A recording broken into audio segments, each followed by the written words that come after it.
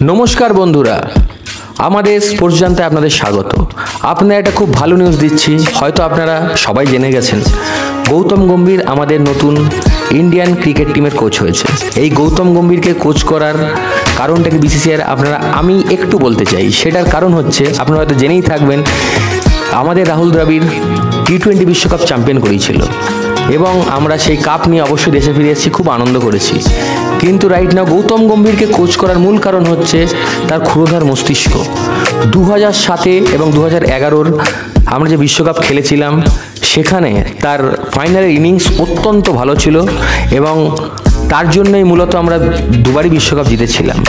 এবং ভারতের কোচ হওয়ার মূল কারণ হচ্ছে এইবার আইপিএলে কেকেআরের সাফল্য।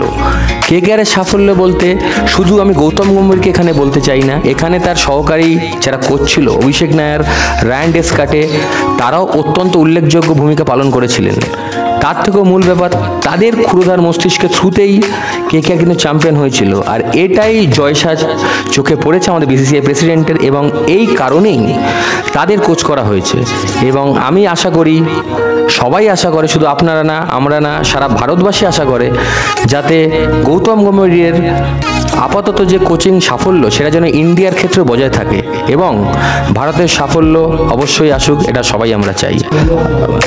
আপনাদের মূল্যবান মতামত আমাদের কমেন্ট করুন এবং অবশ্যই লাইক করুন, সাবস্ক্রাইব করুন, এবার শেয়ার করুন নিজেদের বন্ধুদের, এবং বেল আইকনটি টিপতে কখনোই ভুলবেন না।